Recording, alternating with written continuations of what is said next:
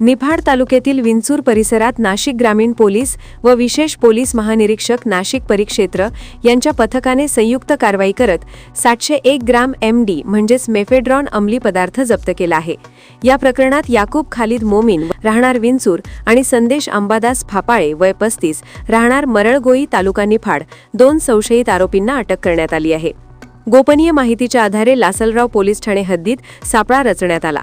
एका आरोपीकडून स्कूटीमधून MD जप्त करण्यात आला, तर पुढील तपासात घरजडतीत आणखी अंमली पदार्थ सापडला।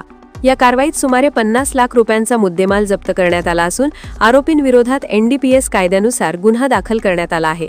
पुढील तपास नाशिक ग्रामीण पोलीस करत आहेत। याविषयी अधिक माहिती नाशिक ग्रामीण पोलीस अधीक्षक बाळासाहेब पाटील यांनी दिली आहे। स्टार 1 महाराष्ट्र न्यूजसाठी इरफान पठाण, नाशिक।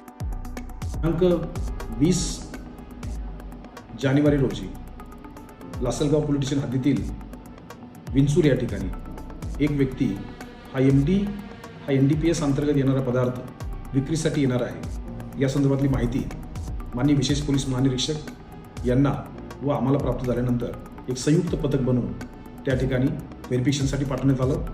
त्यामध्ये जो व्यक्ती आहे याकूब खालिद मोमीन याच्या कब्जामध्ये साधारणतः 315 ग्रॅम MD हे त्याच्या स्कूटीमध्ये आढळलं। त्याचबरोबर त्याची घरजाडती घेतली असता त्यामध्ये 386 ग्रॅम MD हे त्याच्या घरामध्ये मिळून आलं। साधारणतः टोटल 701 ग्रॅम MD पावडर तिथे मिळालेली आहे।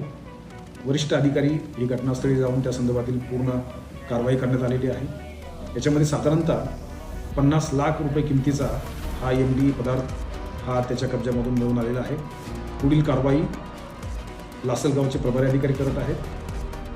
झिरो टॉलरन्स NDPS या बाबतीमध्ये संपूर्ण जिल्ह्यामध्ये मोहीम सुरू आहे। NDPSच्या कोणत्याही पदार्थ जर कुठेही आढळले या बाबतीमध्ये कडक कारवाई ही करण्यात येत आहे।